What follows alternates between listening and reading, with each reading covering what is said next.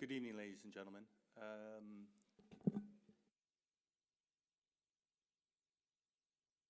Okay. My name is Brian Heinen. I see a lot of familiar faces here, but maybe not everyone knows me, which is fine. You're not here for me tonight. I've been a citizen of this community for almost 14 years now. I have a business here, and I have a business group that will celebrate 10 years of meeting next month. So we have monthly meetings to talk good business practices, inclusive business here in Barcelona. I was introduced to Raphael Minder by a friend of his a couple months ago, and I was very interested to hear more about his book and had the opportunity to read his book. And it struck me as an important tool to be able to have some conversations between friends and colleagues and others here in Barcelona.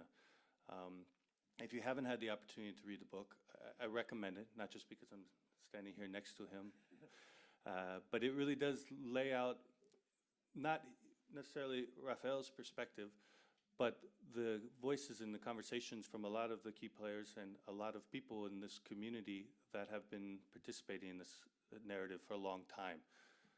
So I think you see it laid out in a very nice way. He does a great way of telling the story of this narrative and not, in my opinion at least, try to influence either way or any way, let's say. And it was nice. It's very refreshing for me to see this laid out and try to find a way to continue to have dialogue and not as much debate and to be upset with everyone. And a lot of times even myself for getting so upset. So I guess I found it as a very positive tool, and I wanted to have this conversation tonight. Like I said, this dialogue tonight, to open it up, to try to find a way to have a healthy conversation. And I'm very excited to hear some of the perspectives that Raphael has from his over, 7 years of research, 300 interviews. I think he's put in the time and has a very interesting perspective of this. Before I turn it over to Raphael, I do want to say thank you to our location here. It was quite an effort to find a location that was maybe willing to let us as an international community have this conversation. It took us a lot of work, and for that I especially want to thank Claire de Sosa. I think she went upstairs. Okay, who put a lot of effort into making this happen for us and for Raphael. So with this, I will turn it over to Raphael with one last thought. After he presents, the idea is to open it up to have a conversation with any and all of you, and hopefully a constructive conversation. So please keep that in mind. And without further ado, Mr. Raphael Minder.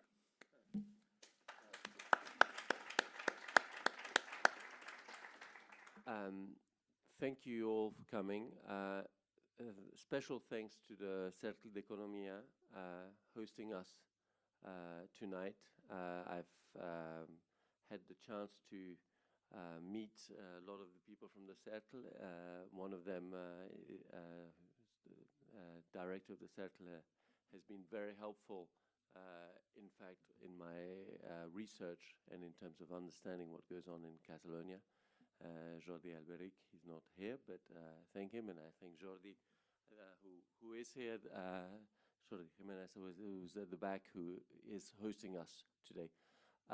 Thank you very much to Brian for organizing this, and thank you to Claire, who's a very old, not by age, but by the number of years that we've known each other, friend, going back to studying at Oxford University, and for her initiative and for saying that really it would be good to try to speak to an international audience, given how international Barcelona is as a city. And I think one of the things that has struck me is we have heard a lot of people talk to us about the silent majority. This has become like a catchphrase.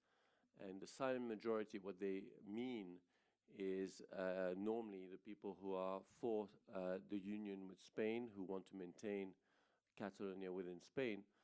but for me, I've really come to appreciate that the silent majority is probably different to that.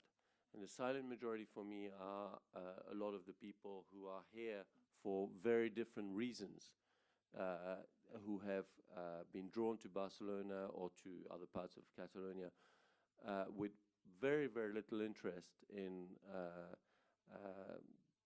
politics, and certainly no desire to be caught up in a struggle for Catalonia. Certainly not. Quite the opposite. They may have, in fact, have moved from a place that they thought was more of a struggle to live in, and were hoping that the Barcelona they would live in would be very peaceful, very pleasant, very relaxed for their children, and they may be at this point a bit surprised by some of the atmosphere or some of the comments they've heard at work and so on.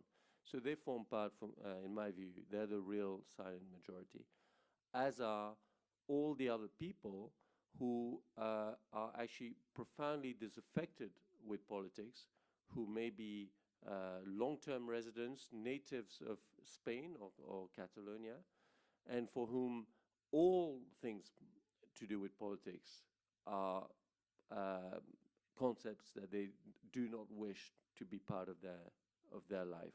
And I think there's a lot of these people, and a lot of them are people whom I try to interview in this book. Many of them, in fact, feel that the recent history of Spain is one where you don't want to be close to politicians and to their politics. And so this is not about whether they're taking sides in favor or not. They just, I think part of the issue, or part of the issues that we're seeing in Western society is the profound disconnect of politicians with their society, with their citizens, with their voters. So these people should be heard because they are as entitled as anyone else to have a voice. And they sometimes, I think, are struggling at the moment, not just to understand, but to find a space. And this happens in any situation where you have very polarized views. People who are in the middle or who want to be on the fringes, well, they're like, what do I do about this? How do I get on with my thinking and so on? And I think there's a lot of these people at the moment. So I'm sure some of you are actually probably much more active in this debate than others, but I would guess a fair portion of the people here are not, and they certainly didn't come to Barcelona, neither with any sort of feelings of rejection of Catalan identity, nor with any great love for Catalonia. They came perhaps for very, very specific reasons that have nothing to do with any of this. The book, I think, the book was a commission. It was commissioned by a British publisher who was interested in this, in what was going on in Catalonia, essentially because of the debate in Scotland and the referendum in Scotland, and was looking for someone to identify what else was going on in Europe that could be similar or could be described as in some ways similar to the Scottish independence movement. The great advantage of this is that I didn't really have any preconceived ideas about how to go about this. So I'd been covering the story, didn't think about writing a book on this, but I was very interested. And the only thing I knew really is that which convinced me that it was worth taking on the book, is I knew that somehow the issue wouldn't go away. I said there's no point writing a book if you think that by the time you've written, or you have to make a big gamble that what you think will happen. At the New York Times, when I was visiting in March, there's a pile of biographies of Hillary Clinton, the first female president. They've been written. Because the people were like, I want to be the first person to have the book out, and I saw them. I was like, oh my God, so many people wrote that book. Well, it's a lot. I knew with Catalonia, I knew that somehow, but I didn't expect this to be necessarily the way it turned out. I knew that somehow there was shelf life to this topic. I didn't know in what form. I remember I had a discussion because the publisher decides the title, and the publisher had first came up with a suggestion which I vetoed outright because I said, this is too outrageous. This is going to be, I don't want this at all. I mean, at first I said, please, can I write something? He said, no, first we sort of have to agree on this. I said, well, normally I would like to write better. And then the second suggestion, or the second that they agreed on, was they came up with this struggle for Catalonia. And I remember arguing, saying, struggle, that sounds like this is a fight. I mean, maybe we should find something. So they said, no, the struggle sounds good. And as I said to so many people, 2 years later, the struggle for Catalonia sounds bland. It's, it's definitely a struggle, and it's definitely for Catalonia.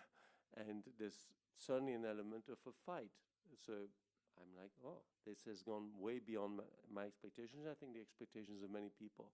Maybe not in where we are at, but the speed at which we have reached that. I think that's pretty much clear.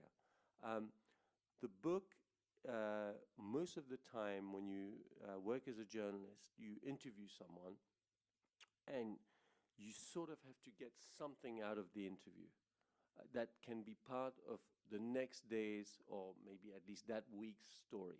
So that person, you're trying to get something that you can use in a new story. For a book, it's almost the opposite.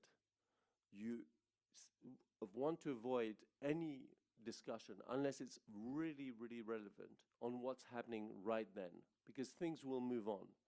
So you're not interested in asking a politician, what do you think the parliament will be doing next week, or do you think the next leader will be called X or Y, because really, unless your book is certain to come out immediately, it's not going to be relevant, and certainly not for this kind of book. So you ask, or you think of topics that you think could be more general, but that will help say something about the situation. And the huge luxury of that is that you ask people things that they don't normally get asked. I'm talking especially of people who are used to being interviewed. So they normally get asked, so what do you plan to, what will be your vote next week when Parliament meets on this? Or will you be forming part of the coalition if, Mr. Puigdemont is the leader? Will you be joining the coalition? These things are things for which, as politicians, or it could be in business, you'd find the same thing. People are prepared for. There's a whole set of questions that they're ready for. But you can take a step back, and I sort of try to frame it and say, really, okay, well, fine. I think what I like to know is what gives some people in a time of peace and democracy in Western Europe the feeling that their identity needs a plus, needs needs framing in the concept, in a new concept of a state, and why that is, and or the opposite, why they think it might be irrelevant, or what is it that makes it relevant. So I got to ask, I think, questions about asking people about when they first thought about their identity in general. When did it first matter to you? When was it relevant to you, or nationality, or so on. I also asked people questions about how being part of a Catalan Republic would really change their daily lives. Give me examples of that.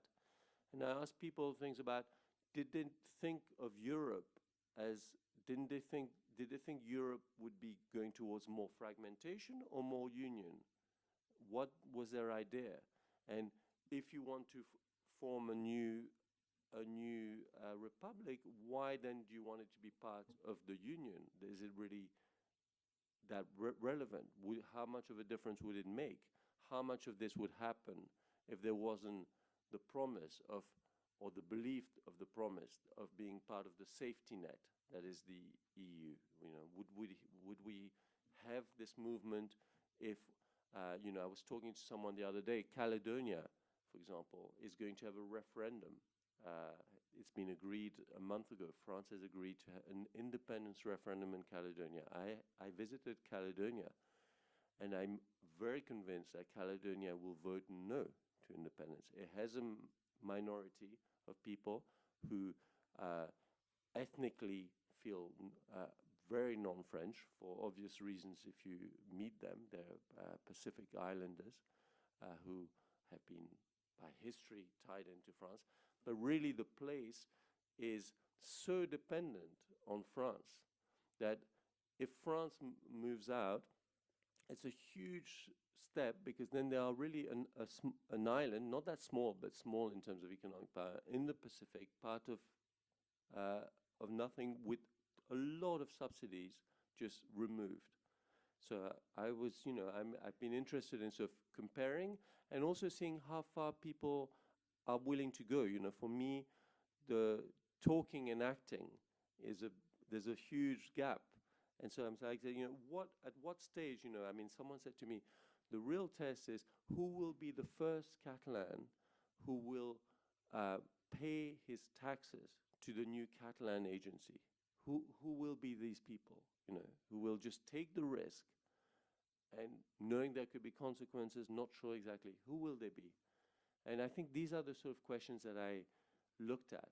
And I also discovered in all of this, all these gray areas that I think just go missing in the discourse, in the journalism and in the discourse, because you always just present things, especially when debates get intense, it becomes very black and white. And I discovered all these people who have completely different senses of their identity or have nuances.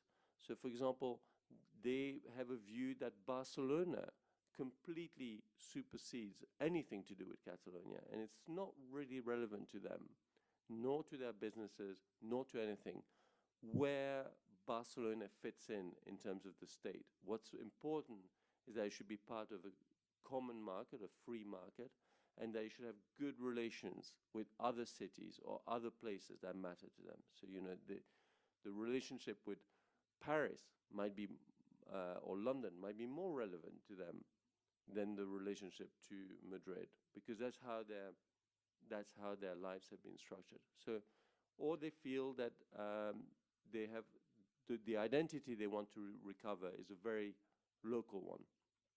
So I think these are a lot of the aspects that I looked at, and I also found, and this is I think the very important part, I also found that when you push people on many of these issues, you try to sort of follow up in a rational way, and you hit a wall at some point, because this is so much about emotions, and it becomes impossible for people to explain to you what they really mean. So they say things like, if I had a Catalan Republic, I would regain my dignity. And you say, well, what does that mean? And what it means is that we've reached a stage, which is, I think, part of the worrying aspect of this, where really it's heavily driven by emotions, very difficult for outsiders to understand, and for insiders, and for the people themselves. And I have a sister who's a judge, and she always she used to do a lot of divorces, and she always used to say, you know, you wouldn't believe how many people don't remember why they want to get divorced. They're absolutely sure that they want to get divorced. Absolutely sure. But you're sitting there trying to work out basic issues of assets and so on, and you have to go back and say, so at what point would you say this, and you were owed this and all that, and this. And there's huge confusion. It's not any more clear to them exactly what went wrong, why it went wrong, but the overall conclusion is very, very clear. There's no question about it. And I felt sometimes that, especially in the last few months, I've watched this debate move forward and watch it lose content dramatically. it's sort of, we followed a story that had elements that you and I could sort of understand, analyze. I spent time understanding whether the airport of El Prat gave sufficient international flights, why Spain had managed to build railway stations in the middle of nowhere but couldn't finish a 50-kilometer stretch of Mediterranean railway line. I looked at taxes. I could understand issues of redistribution. I heard debates about who owns the debt and so on. All of that, in a way, I also followed with some difficulty debates over the schooling system and whether Catalan was taught too much, too little, whether the results of Catalan schools showed that actually, even if it's taught a lot, the Catalan children still do better or not than Spanish people. I followed all that, and then all of a sudden, in the last 2 months, no one is talking about any of this anymore. No one is talking about any of this. And we've moved into very abstract debates over what is democracy, And I interviewed, not for this book, but a writer who's a Canadian, Argentine writer called Alberto Mangel, who spent a lot of time studying words. I mean, he's an incredible master of words. And he was saying, the democracy of Plato is today is the democracy of 15 different interpretations of democracy, at least. So that you can have in America racist, white supremacists defend things in the name of democracy. And you can have an ultra-liberal also defend things in democracy. So these are, he says, this is when it becomes very difficult when we move into these territories, or a lot of the recent discussions are almost impossible to answer, certainly in a conclusive manner. And this is what I've watched. And of course, the other part of the equation, which I think has sort of almost disappeared, is exactly what do we mean? What kind of Catalan Republic we will be building? This has been relegated. So, the amazing feat, I think, of the separatist movement is they have built a coalition that is enormous. Now it's been a struggle to repeat it for the December elections, but really, if you look at it, there are very different visions of what kind of Catalan Republic we built. And it makes a difference. It makes a difference. But, weirdly enough, it doesn't make such a big difference. And why that is, well, difficult to say, but I think one of the things that I've observed in general is the appetite, or at least the risk aversion, has gone way down across Western societies. It's a profound belief that if the current system is no good, better to try to change it than to do nothing about it. And that, I think, has pushed Americans to embrace Trump without being sure which of the 200 promises he could fulfill. It has pushed Brits to go for Brexit and then discover the weeks after that there is something called the Lisbon Treaty, and even more obscurely, an Article 50 of that Lisbon Treaty that's actually quite relevant to how you put into practice these things. And it has pushed, and this is not a criticism, it's just what I see, it has pushed Catalans to say, well, let's do it, let's take that first step, and then we will see. And even the roadmap was designed, an 18-month process to get to a referendum, followed by 18 months later, the constituent elections for a new republic. But it was always a sort of let's discuss later exactly what's it, which is, if you think about it, a big change compared to how most people or most of us like to do things. And I had this conversation with Puigdemont, and I said to him, and we end up having this discussion, and he said, I said, well, listen, if I go to a restaurant, I want to know what's on the menu before deciding whether I'll eat there. That's normally how I do it.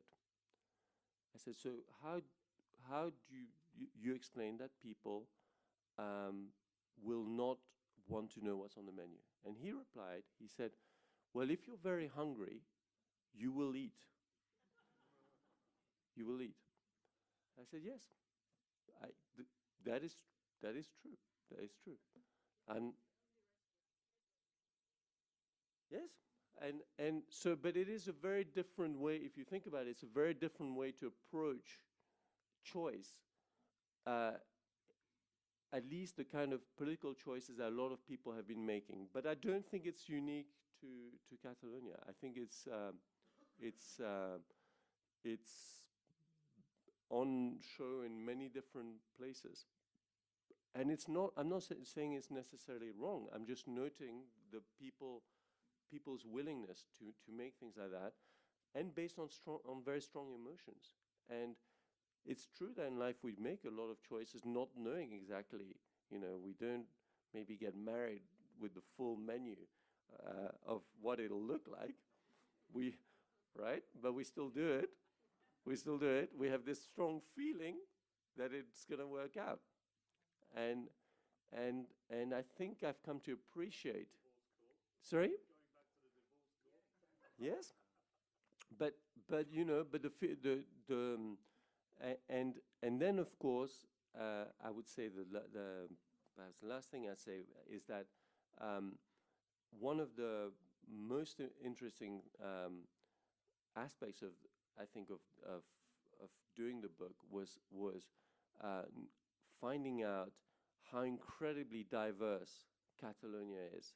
So if you're all living in Barcelona, but I hadn't, till I researched this book, I hadn't really traveled enough around Catalonia, and I hadn't realized how much of diversity on every levels there is here.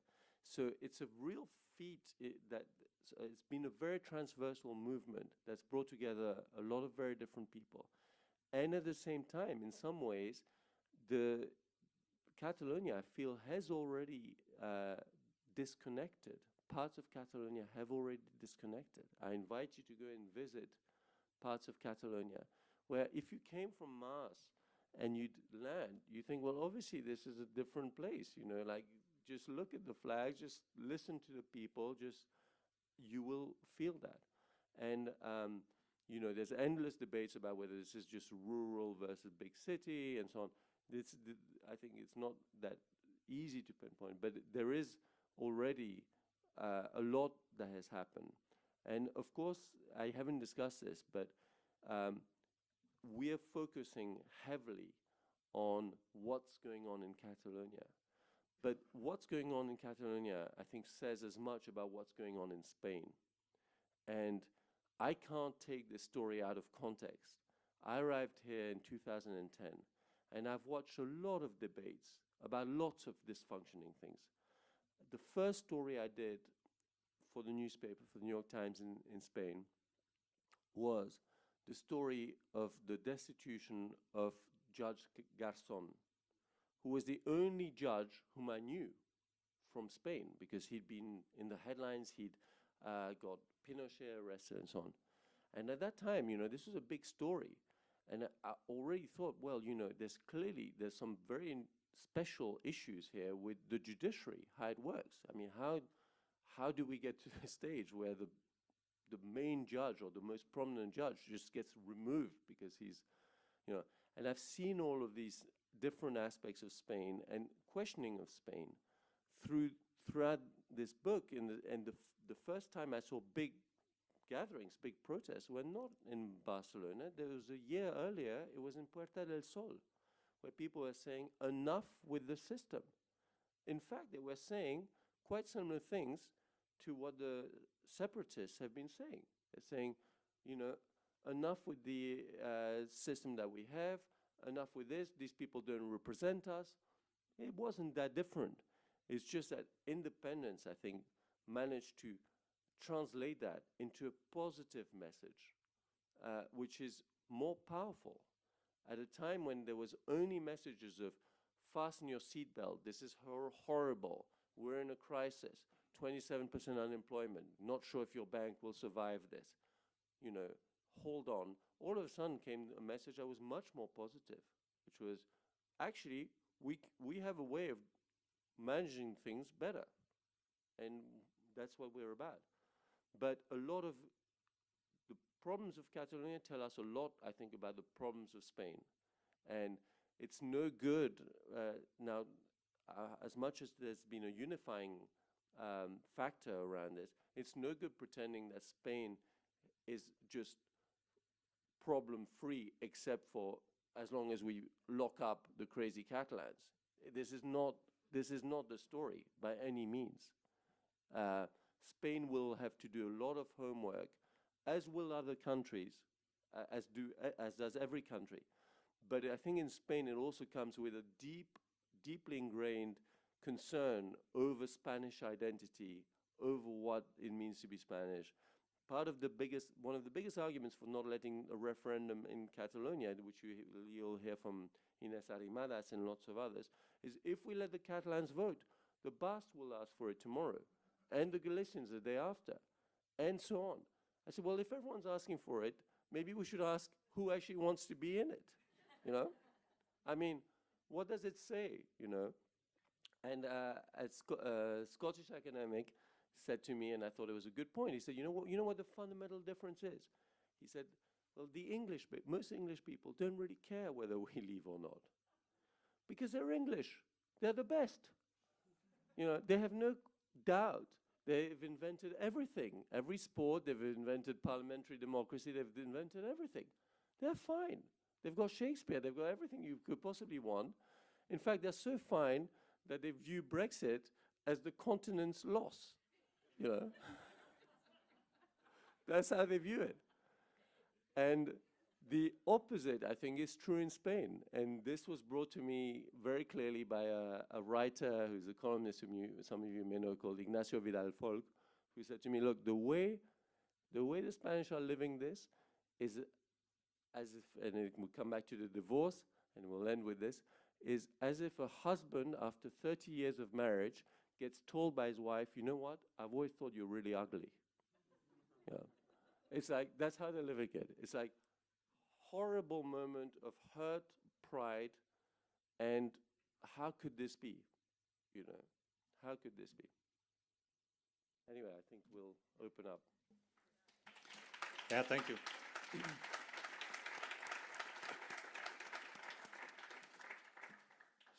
So, of course, we would like to open this up to questions. I guess for myself, I have probably, like most of you guys here, many thoughts spinning through my head that's been building up for many months, if not decades. I wonder if you could touch upon, for me at least quickly, because I think more people here might talk about this, with this idea of identity. I wanted to move a little bit forward to, well, a lot of people in my group, a lot of my friends that are internationals are questioning, well, what would this mean? Like, where would we go if independence should happen? They're concerned about the economics issues. They're concerned about the economy. Is there somewhat of a plan for moving forward with an independent economic structure here in Catalonia? I mean, I know there's been talk, but I guess, like in the book, you touch upon like the co-ops. We talked about this a little bit last night, and the strong co-ops that's here, that they could actually, that they would be quite happy. There's a large percentage who would be quite happy looking inward, and that they would feel they would be very sustainable in the economy, just keeping it within Catalonia even potentially. Then you brought up even tonight, I think you talked about in the book too, the idea of the city relationship to the rural of Catalonia, and if the city of Barcelona would have even more opportunities. I'm just curious if you could elaborate a little bit more on this idea of what would our economy look like potentially if we would go independent. Okay, well, thanks for that. I mean, I I studied in some economics, and economics is not a science, but I thought there's some rigor to it, and really, it's fascinating how the economic debate, but not this year, for several years, you have very, very capable economists on both sides playing with completely different numbers. But it's actually not that surprising, because if you start, it depends what your starting point is, you end up with very different results. As anyone who's, if in an equation you start with a different multiplier or you will end up with a very different result. So the two things that shape the outcome where they've disagreed fundamentally is first of all, how you split up common resources. And the most obvious part of that is the debt. So you have a group of economists, mainly economists, they call themselves the Wilson Group. Some of you may have come across them, who've been heavily involved in this, who are mainly teaching at some of the best universities of the world in America and Britain. And a lot of their premise is that essentially the cost is low, because the way Catalonia can split up is a way that puts most of the costs onto Spain. But if you don't agree with that, then all your figures after that become very, very different. So one of the main protagonists of this group is a man called Xavier Salai Martin, who teaches at Columbia, and he says, the debt is the debt of the Kingdom of Spain. It's not the debt of Catalonia. It's the debt of the Kingdom of Spain. We will take the part of the debt if we're on good terms. But if we have to split in a very ugly divorce, obviously we're not going to do a gesture and take part of the debt. And the structure of debt is such that the issuer is responsible. And that's just the way it is. So all his calculations are very, very different to those of other people who say, no, obviously, you take a fifth of the debt. That's what you have to take. Just one example. Another example that comes to mind is the cost of the defense system.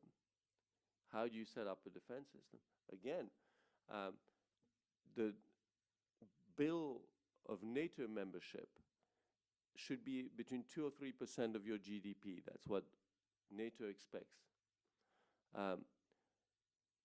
If you put that onto Catalonia, that's a big bill. But if you calculate that actually you don't need to be part of NATO because you're surrounded by people who will protect you, as is my country, Switzerland, for example, which pays its bill of security for having an army but is not part of NATO, then you get a different number. So all along, there's been differences. And in the current debate, it's become much more obvious that the differences will go further than before. Then comes the overall context. And there we have the issue of EU membership and Euro membership. And again, the answer to your question is impossible to say, because it depends on what terms independence is achieved. If it's on terms that require the new Catalonia to have a crypto-euro currency without access to funding from the ECB, that's a very, I'm not even going into a new currency, which is, wow, that's a big challenge.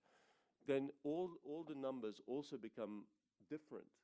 And that's why the answer can't be clear. We don't know. We can just you can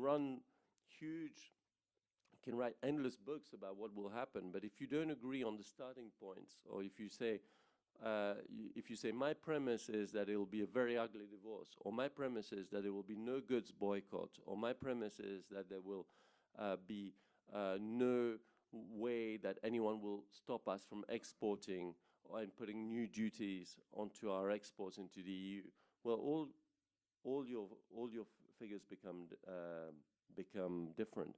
But then you're right. There's another element which is that but I think that's a fairly extreme element, which is to say that Catalonia can perhaps ride the new wave of a new economy. That if you believe that in any case, the world is changing, we're going towards models where blockchain and other concepts will be in place. Then you can say what will matter is the entrepreneurial spirit of Catalans and their ability to do things better. And we believe that we have shown for a long, long time that we are ahead, especially ahead of some other parts of Spain.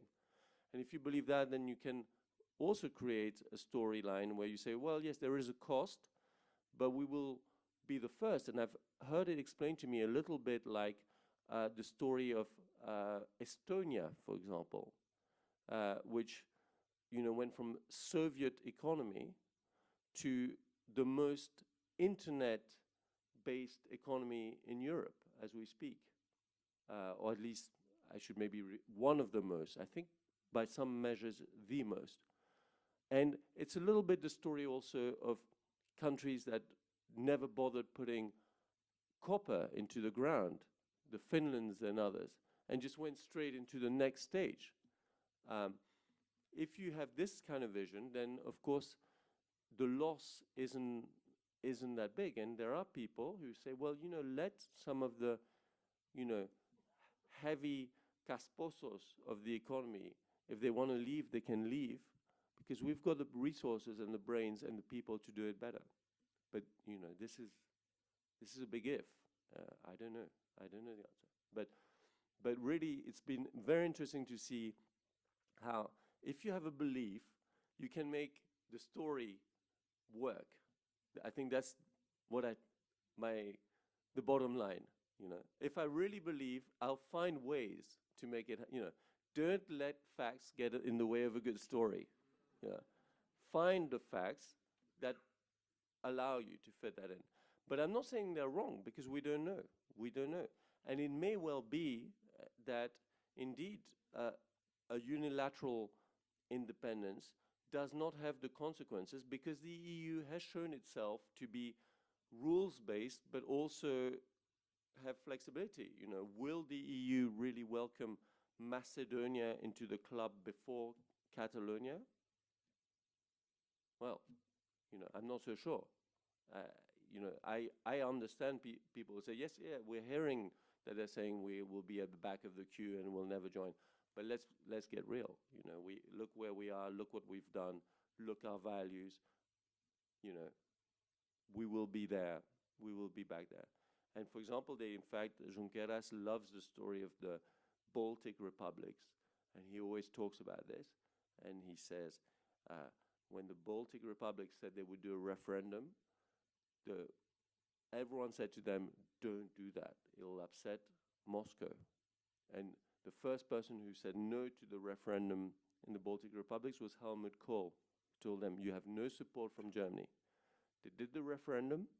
They got 95% support. The first person who picked up the phone and said, welcome to the free world, was Helmut Kohl. Yeah, I mean, it's true. If you think of the EU holding a hand of cards, I mean, Barcelona could be perceived as an ace in the deck of cards. I mean, if he's trying to get a good hand. So does anyone have any follow-up on this? Or, well, we can... well, let's get to yours. If somebody else has a follow-up about this, yeah? Go ahead.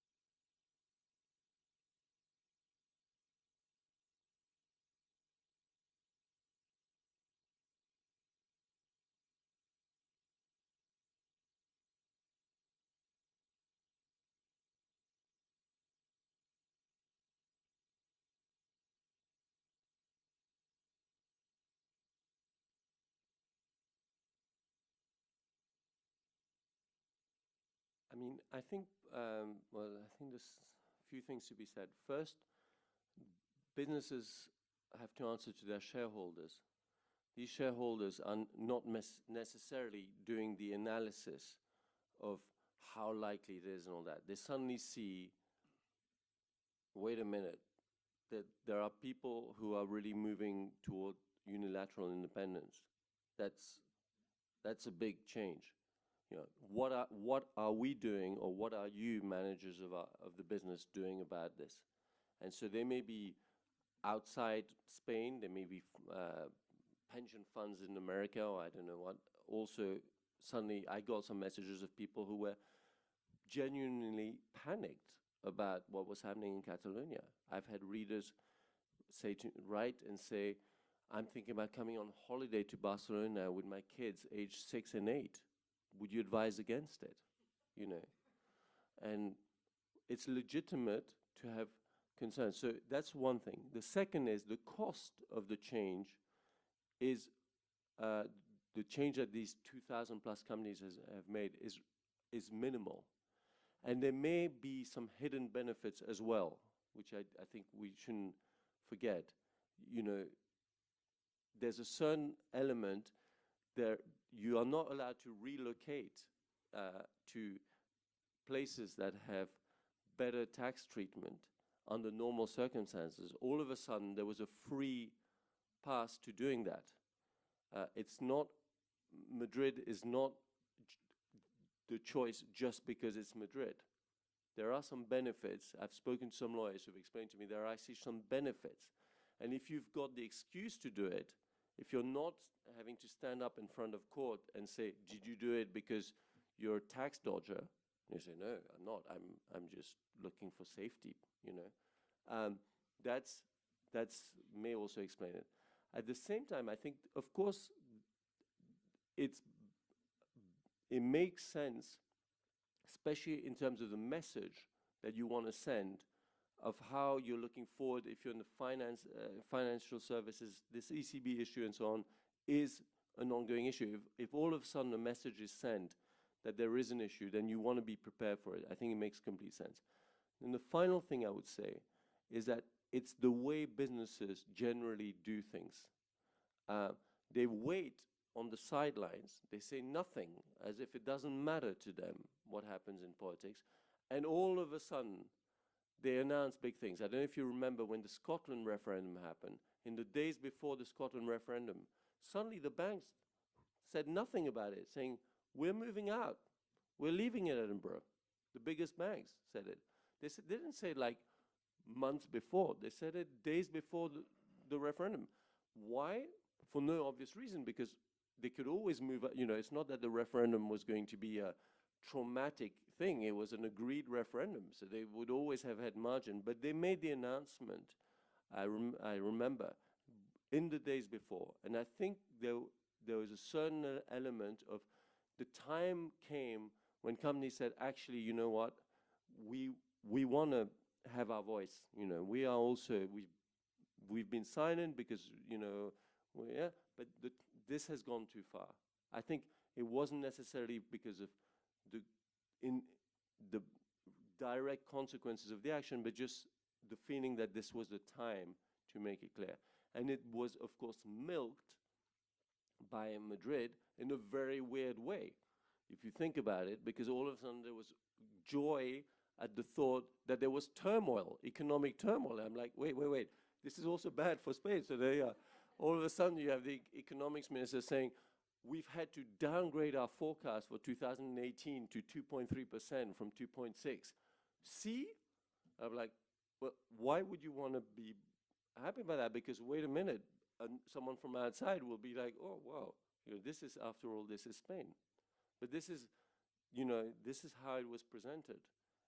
Sort of, let's show that there's real pain, and let's sort it out later.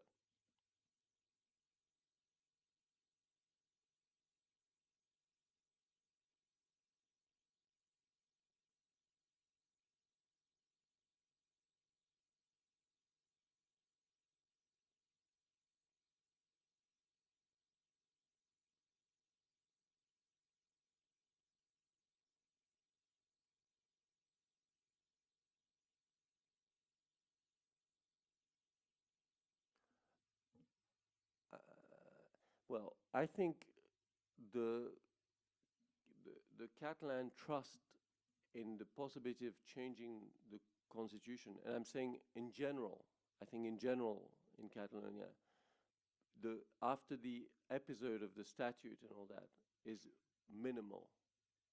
And the process of change with the vision that these parties have is with the PP, and we know the PP in action against the statute, there is nothing to be done on the change of the constitutional front. I'm not saying I agree with this, but I think that's been part of the message that they've been able to sell. Saying it's not that we haven't tried, it's that we've tried and tried and tried. There's nothing to be done down that road. We did it, we had a referendum, we had it passed in the parliament, we had it passed in the Congreso, and then, 4 years later they tell us, actually, constitutionally, this is not exactly acceptable. So this is how they've kept out of that. I also think, I still think there's a part of the movement that is more, let's say, thinks more of the long game, and they don't, and their idea is you have to strike a big blow, like almost breach the wall, so that this then is irreversible, that somehow Spain will have to change. And the way you do that, as many of you who've done any negotiations class would know, is you start way above. So I'm selling you this for $1 million. You really want to sell it for 500,000. But that allows you to be extremely generous and cut back to half your original price. And so I think there's a mix of both. But I honestly think the belief that the system is rigged is very deeply ingrained by now. Not just in Catalonia, in many other parts of Spain. I mean, one of the biggest problems that Spain has is the lack of credibility of its legal system. And so in every aspect, people say, well, how come these cases take, how come it takes 2 days to get Catalan politicians into jail? How come it takes years to get corrupt politicians even to sit in front of a judge? How come this? I think a lot of these are legitimate questions. There is a deep problem in Spain in terms, not how it functions, but how it's viewed. And if you've traveled around the world, I wouldn't want to bring Spain down to that level, but it's always struck me that countries are in real trouble are the countries where no one believes the law is really fair. Countries where you go and people say, don't talk to a policeman, whatever you do. I've been to these countries. Never stop. This is a big problem. Spain hasn't reached that point, but in Catalonia, the belief that the constitutional reform will work, especially under a conservative government, has been very reduced, and that has been, of course, used by the separatist parties as a reason not to enter into what you suggest. And you talked too about how that the politicians in Madrid really needed the Catalans to be on their side, and maybe that's sort of drifted apart now, where they don't need the support of the PP, doesn't need the support of Catalonia to be the whole power like they used to. I mean, I think one of the biggest problems that has happened is how far national politics has drifted from Catalan politics. The politicians have very little vision in general, and they're very, very interested in winning the next election. Very short-term goals. That can work if interests are aligned. And for a long, long time they were. For most of the post-Franco period, they have been. And not very far from here, in the Majestic Hotel in '96, Aznar came after winning an election without a majority. And he came to see the Catalan conservative politicians of Convergencia, and he said, guys, help me. I need you to get into power in Madrid. They said, fine, okay. They didn't love each other. They said, okay, but there'll be a cost. There'll be a cost. Payback. Okay. And that's how it worked. And they got the Mossos, and they got other things after that. And eventually they got the full you scratch my back, I scratch yours. When Pujol lost his own majority, he did another mandate thanks to the PP votes in Catalonia. The socialists used to work exactly the same principle. No socialist prime minister got into the Moncloa without doing extremely well in Catalonia. And now they're relegated to second-tier parties in Catalan politics. And the Catalans have taken themselves out of the equation in national politics. It's very relevant that, and curious to see that the kingmaker role that Convergencia used to play is right now being played by the PNV, by the Basques, who are holding the PP under their control over the budget and so on by saying, if you don't do this, we may not pass the budget. This used to be a fundamental part of the Barcelona-Madrid relationship. And the big problem now is the same politicians thinking of their votes look and they say, all right, if I'm really, really nice to Catalonia, I'll win 20,000 more voters in Catalonia, but I'll lose 2 million in the rest of Spain. So what's the purpose? I can, pave the streets with gold. I'm not going to win, 500,000 more voters here, but I will lose the others. And Catalonia was one of the reasons why there was no left-wing coalition last year, why for 10 months there was no government in Spain, and is one of the reasons why essentially this basic principle of tit for tat or win-win, if you like, doesn't work anymore. There is no self-interest for the politicians to work with each other. It's much worse. I'd say it's exactly the opposite. There's every interest to work against each other. Because the problem is part of the reason why you yourself are in business. And Rajoy's government is in business in great part thanks to being the standard bearer. The flag is his. All the other parties of Spain who were the opposite, he arrived and he started a second mandate with a minority government last October 2016. And he's managed to shut up the other parties in terms of a vote of no confidence, thanks to Catalonia. Because he's just said to them, okay, so what are you going to say is more important? Getting rid of me or saving Spain against Catalonia? And all, for obvious reasons, the socialists have been inclined to say the latter. So it's been a very useful tool to strengthen his position. And every nationalist, anywhere, needs an opponent. So as long as you're here in Barcelona able to say, there's a guy I can't talk to, this is why I can't talk about constitutional reform, I can't talk about anything, that keeps you also in business. My big worry in this whole story is there's no one really interested in solving the problem, because the problem is good. The problem is good as long as it's contained. It's a very delicate and dangerous game. You want to keep the fire, you want to make sure that it's burning, but not out of control. Super dangerous.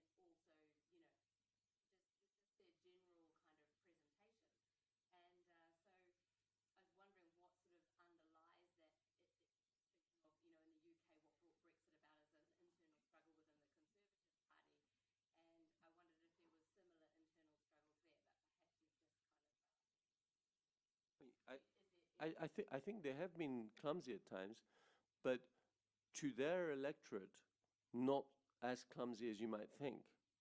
You know, you have to sort of put on your special glasses and sort of see it from a, slightly tainted view. But in some respect, I agree with you. In the handling of October the 1st, I think, is hard to explain. It's true. I still struggle to explain it. I don't even know what they really wanted. I don't even know who decided it. I've spoken to people about it. I still haven't got a clear answer. And there was the basic mathematics of this were never going to work. You know, once you know that there are ballot boxes out, once you know that the local police is not going, the Catalan police is not going to intervene, and you know you've got 10,000 police officers and 2,600 polling stations, you know that you've got 4 police officers for each polling station. You know that there's no way, unless you use very, very violent means, that you can stop this. So then I don't understand why the decision went ahead. It was a gift completely to the other side, and that's what I never really could understand why they couldn't see that, because on the surface it seems so obvious. I think there were something else that made them I honestly think on the referendum, I honestly think there is a point when you promise things that are diametrically opposed and it's impossible for both of them to happen, then you're in deep trouble.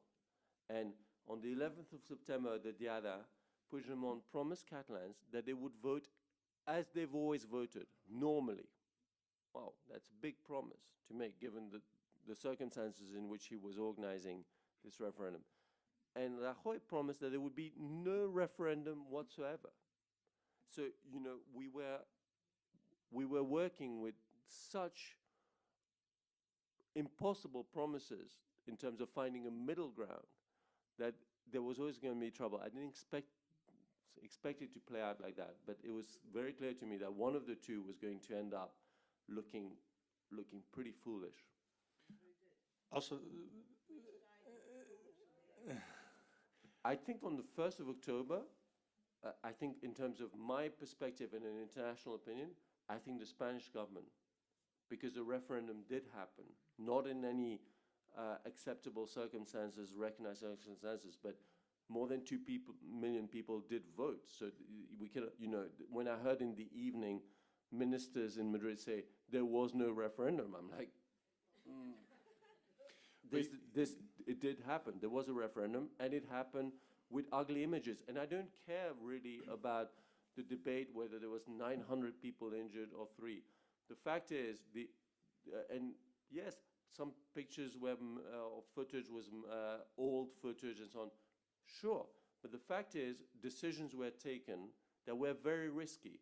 And in a part of the territory where rubber bullets are forbidden, someone took the decision that the national police could use them, which in itself is a big, very dangerous thing to do, which sends around. And I always turn it around. I say, let's not worry about how many people were injured.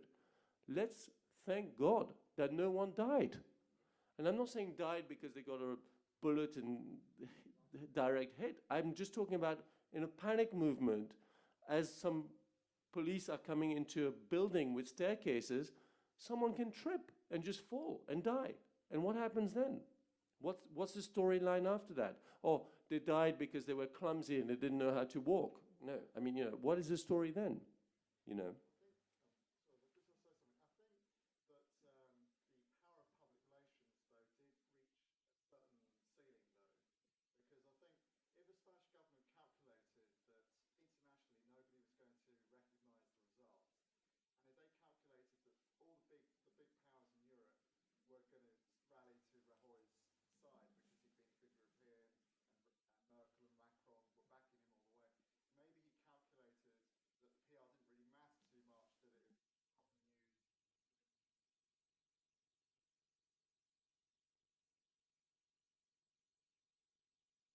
maybe you're right, but I still think there was a short-term cost. And it may just have been short-term, but there was a cost. And I also think, if you're right, then actually there was no need to do a great deal about this. You know, there's something weird about saying, this is irrelevant, but we will have 10,000 policemen deal with it. Yeah. There's something fundamentally weird about that. Exactly. That's why I'm kind of trying to get at what caused that, because it seems like the obvious thing to do would have been to do what they did on the previous kind of referendum, which is to say, okay, whatever, do it, it's a protest and it means nothing. That would have been the obvious thing to do, and yet they took this decision that still now has just given so much fuel to the whole narrative of we are oppressed and all of this. So Hard to understand, definitely. You talk in the book too about how a lot of these issues have been festering for hundreds of years. You talk about the Basques as well in the book, and that there's this movement has been this movement to just ignore it. It's become such a part of the political makeup of whether you're in Madrid or Barcelona or whatnot. Ignore which part? The political differences that the separatist movements of the Basques, the separatist movements of here. I think you mentioned the book too about even 100 years ago, the Basque separatists, not 100 years ago, but going back almost 100 years ago with when the Basque movement to have more autonomy, that is something that's festered that they just have chosen to ignore. Well, I mean, this has a long history that in moments of tension becomes relevant, and you know, but in every aspect, people have been looking back, feeling very strong. You know, I first, you may have been there. I'm sure many of you. I first went to the Montjuic Castle to watch an outdoor movie on a beautiful summer evening. I watched Some Like It Hot. I laughed. I'd seen it before. I loved that movie. I had a great time. And I had no awareness that this was a place that's part of the dramatic history of Catalonia. An elected president got shot, brought back to Barcelona from France by the Gestapo. I had no idea. Recently, obviously, then I found out, and you know, not 10 days ago, but I did, you know, but recently, it's sort of all these things come out and become hugely relevant with the added, you know, education context that Catalans have received and so on. But this is what happens in every place, you know, the Confederate flag, you know, look at the debate in America, like, you know, people were not talking about that when I first went to America.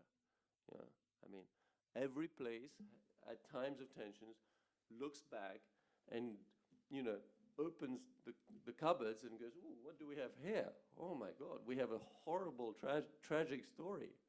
And how, you know, I love the fact that, and I talk about that in the book, that the statue of Christopher Columbus here, you know, is now part of the colonial genocide of Spain. You know, I was like, you know, it's what happens when things get very tense is you find elements that you bring into the picture. And depending on what picture you want to draw, then you bring some and you ignore others. Go ahead, Anne. So it works out that according to surveys they do every year in Europe, Spain is the only country in Europe where when they ask citizens for more like or Andalus or Spanish, Spain is the only country where everybody says more local than Spanish, except for Madrid.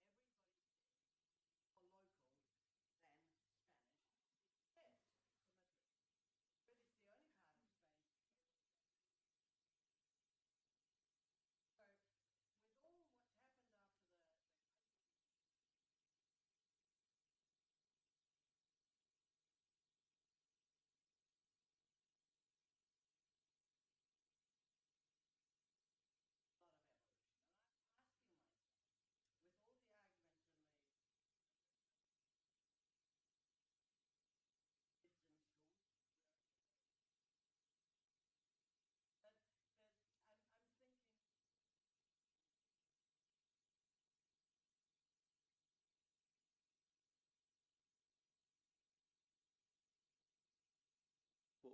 The outcome for Ciudadanos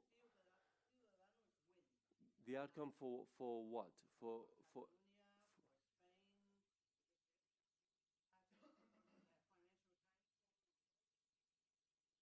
if you mean if they win a majority? They were the most voted. Well, I think we will get as close to the normality that Rajoy is hoping for,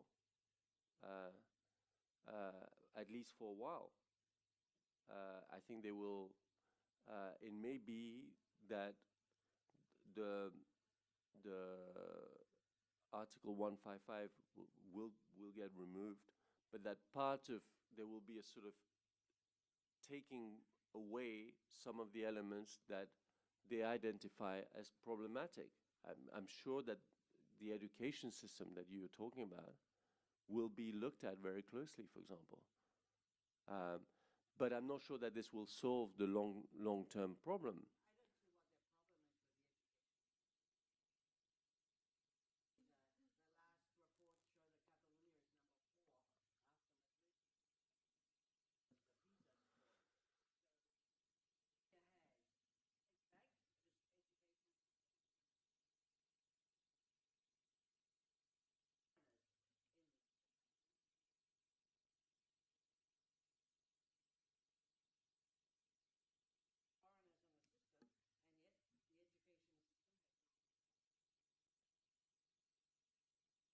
Yeah, but there's different views on what part of the education system has done well or not well, and I do think education is very important in any society in terms of forging identity and beliefs. I mean, if you look at the independence movement, you look at the demographics of that movement, young people are more pro-independence. That's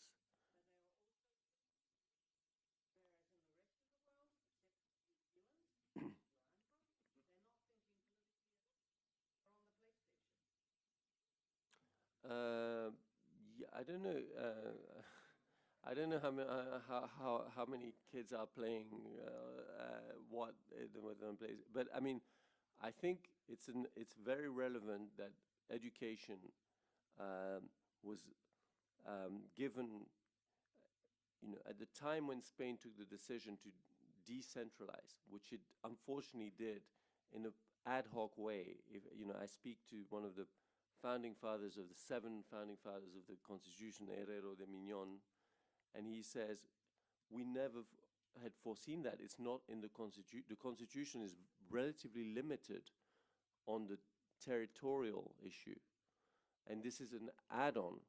And at the time when the add-on is done, it's very relevant that if we look today of the powers that were given to the regions, the main ones are healthcare, fine, and then comes education and culture. And these two, in terms of forging identity, I think are very relevant, very relevant. And I'm not saying for better or worse, but they are.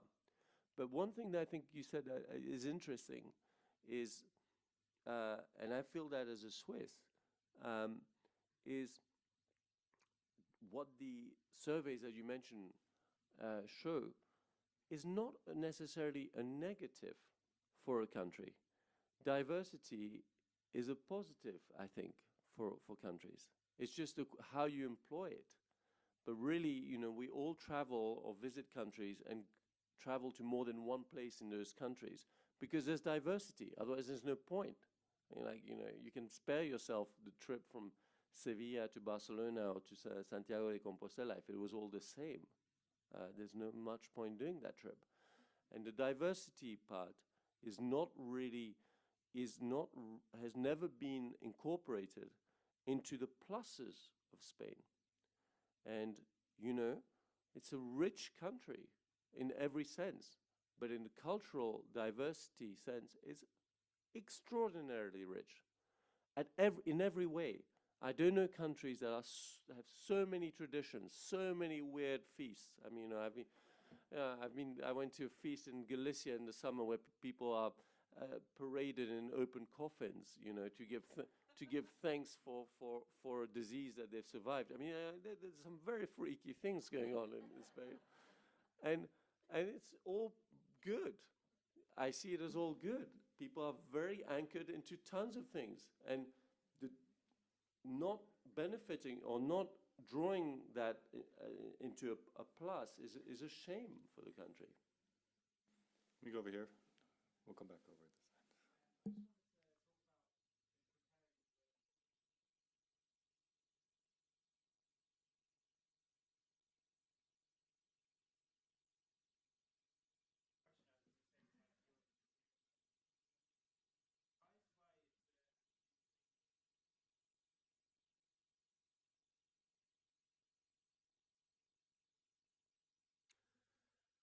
I think appealing to the rule of law, especially in a country that has issues with its judiciary, is a very unsexy thing.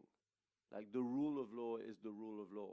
If that's your slogan, you know, if you were the ones here who are in PR or marketing, you know, if someone came up and said, you know, I'm thinking of a campaign, let's do the rule of law is the rule of law.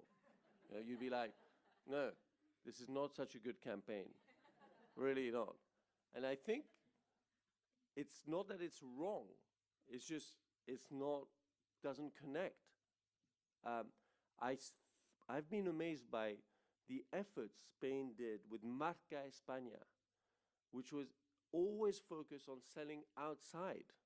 You know, they spent a lot of money. They had an ambassador, you know, like a senior representative of Marca España and all these things, you know, and they've wheeled out, you know, how many times Nadal's won what, and Roja, and but how little they've done inside. And the part of it that I find most amazing is, which I sort of alluded to, is Spain went through a terrible crisis, no question. In a crisis, it's very difficult to sell, especially to sell positive messages. Here, they found a very positive message, but overall, it's difficult. But once you come out, end of 2013, once you come out of recession, and you tell Europe every week that you're the locomotora de Europa, the strongest growth in Europe, which is what every Spanish minister has been repeating for a year and a half, how can you not sell that message inside, in Catalonia? Say, guys, you want to see the benefits of Spain? Look at what we've done. We've gone from being described as, you know, close to death to being praised for our economic recovery. Look at the investment that's coming back in. Look at this. They haven't done this. And now all of a sudden, they're sort of rejoicing in the new economic turmoil of Catalonia as an argument to, you know, show the Catalans, we told you, you cannot get prosperity with this thing. You're going to get chaos and everything, as if this doesn't affect Spain, you know. There's a sort of a weird disconnect. And I remember Rajoy saying something very strange. He said, you know, when I go to Catalonia, you know, he was talking about the disorder, the political dissonance. He said, when I go to Catalonia, I don't know who's in charge. Well, the answer is you. You're in charge, you know. It's like, this is not a foreign territory, you know. No, but, you know, even in his last visit, which was widely reported in Madrid, you know, he went, when was it, 10 days ago? He came, yeah. What did he do? I mean, we know what he did. He arrived in the Ave in Sants, got out, took a left, went to the second floor of the Barceló Hotel, spoke to his people, to the PP of Catalonia, and went back out. This is not what I call engaging with Catalonia. You know, this is what you do when you're worried about your personal safety. That's how you visit the country, right? This is probably how you would act if you're going to a place where they go, you know, President, we've got a big issue, we can't guarantee security, you cannot step beyond this square or whatever. Yeah. Let's go over here, you've been waiting for a while. Yes.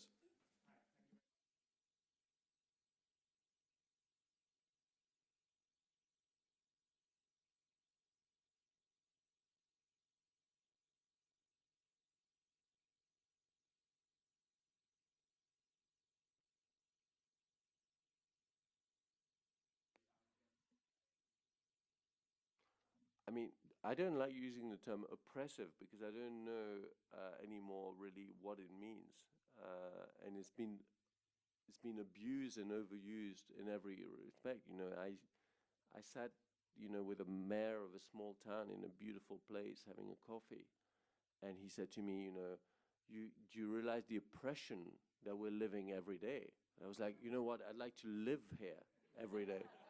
You know, this is such a relaxed morning.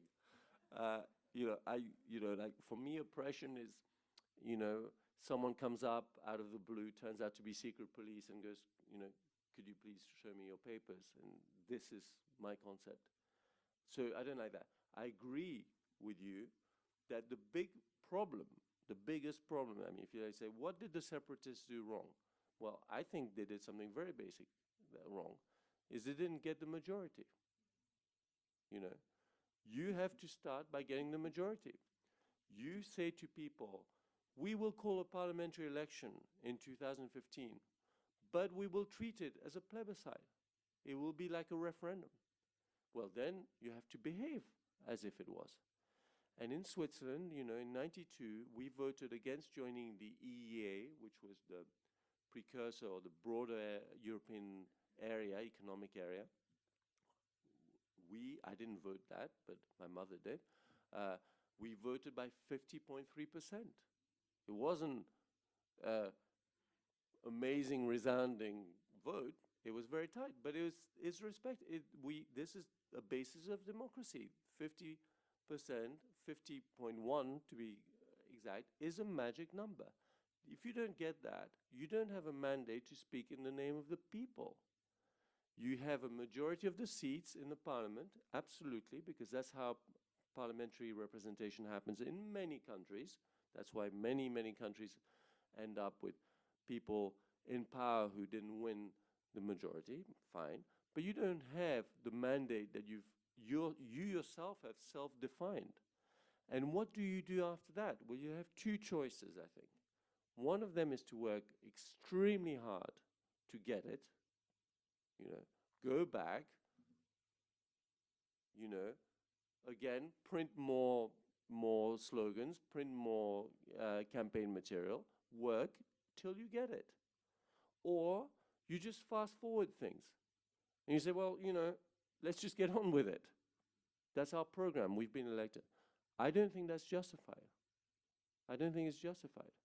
And I think that's part of the problem. And that is why, in fact, every time, and this is why I was sort of meant to say in the bit where I said there's so little content, there's been almost no debate anymore about independence, yes or no. We've been talking about democracy, yes or no, other areas where they are right to say that I think there is a majority. The majority of Catalans, according to most opinion polls, 70%, 80%, whatever, believe, it doesn't mean they want independence, but believe, let's just get on with this and have a vote. So we know at least what our people want. And so that's why they've been talking about that. Because really they've usurped, I think, the right to claim an independence majority. They haven't had it. They may have it at some point. I'm not saying they won't have it. I'm just saying as of today. So in 2015, they could have said, let's pause button. We need more time. We need to have a very, very good government in place. We need to do things very, very well, show how great it is to live under this coalition government. And next time, we'll probably do a bit better. And yeah, we're so close that next time we probably will get the majority. But they didn't do that.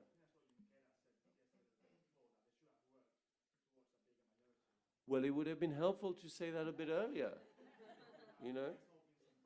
Yeah. They have the majority now after the response from Madrid. Sorry? They have the majority now after the response from Madrid. Violence has made a lot of people who weren't going to vote yes to vote yes now. We will see. We will see. I'm happy to wait. It's not so long we need to wait. We will have a good idea, I think, after the 21st of December, whether you're right. You may be right. I don't know.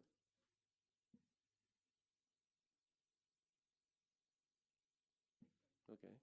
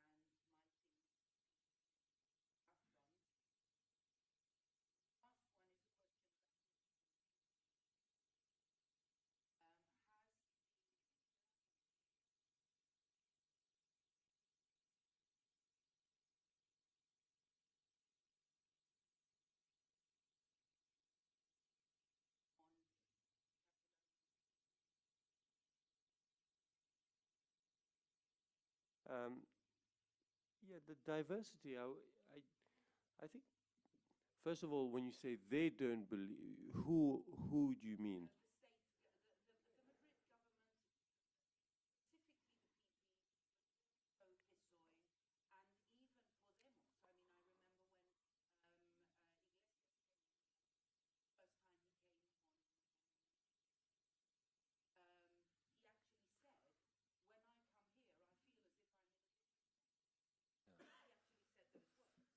Yeah, I mean, I agree. I mean, I do think they don't value. There's been the example I always think of is the business of speaking different languages in the parliament. You know, the cost of that is minimal. The return on investment is huge. And if you don't recognize that, then I think you don't quite recognize the value and importance of diversity. You cannot have a notion of historic nations incorporated into a constitution and then strip from that the language element or push it to the side as if it was just theirs. But you know, Rajoy is from Galicia. Galicia is one of the three. He's not. It's a curious situation, if you like, where. Yes? No, absolutely. No.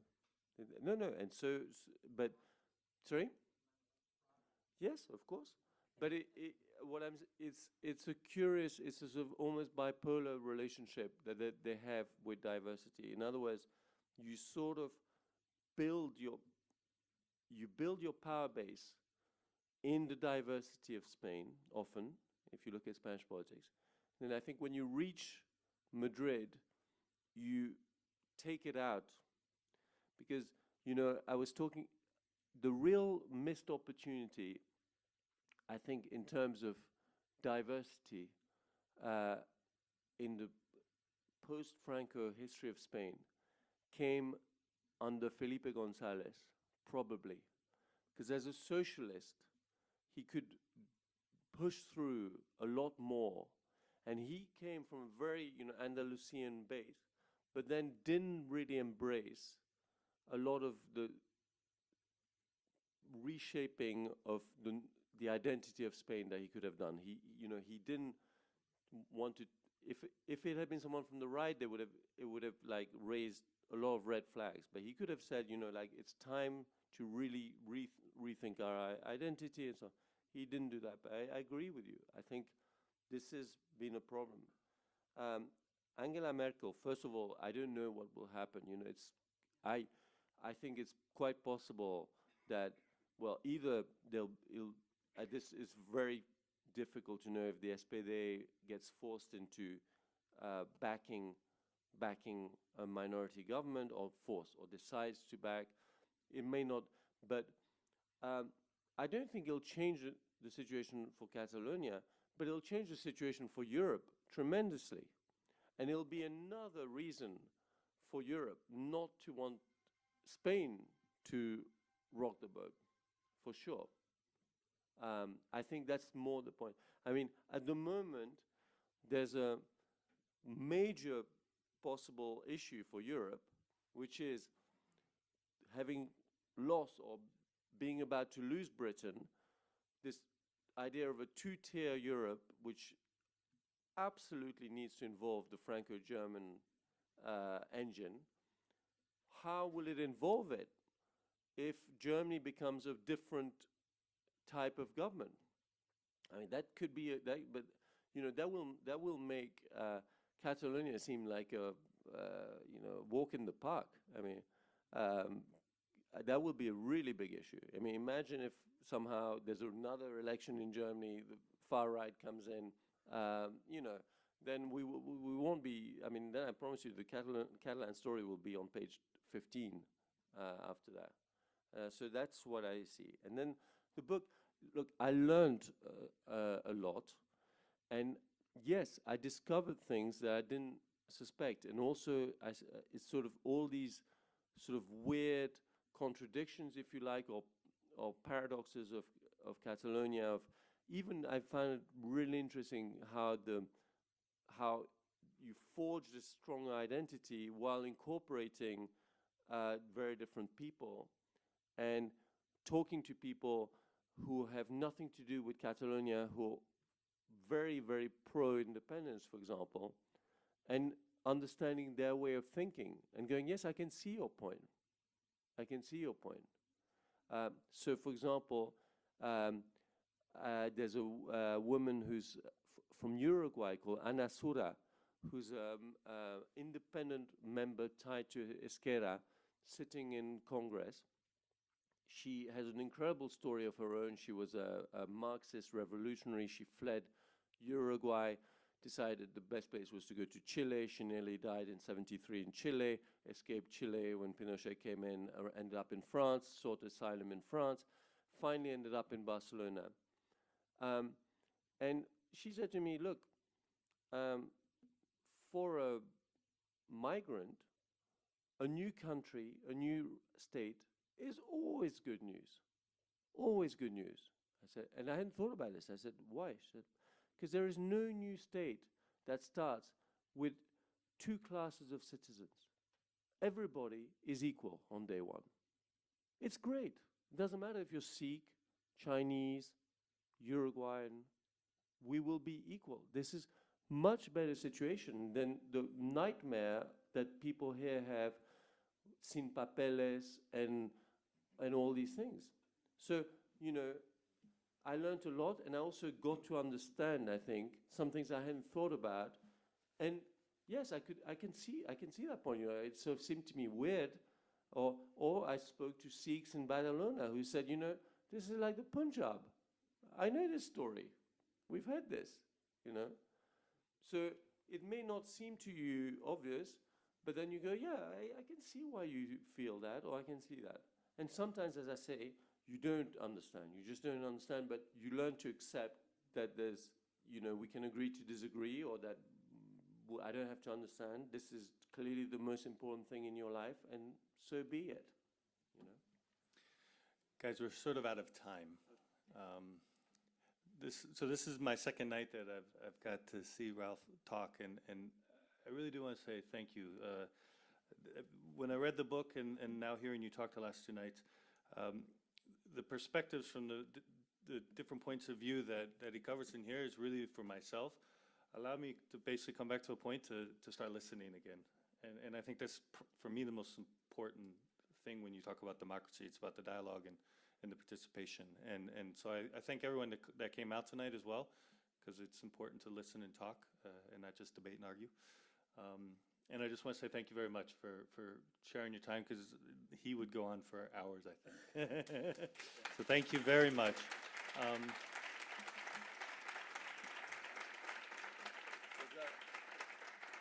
a much more important thing going on tonight,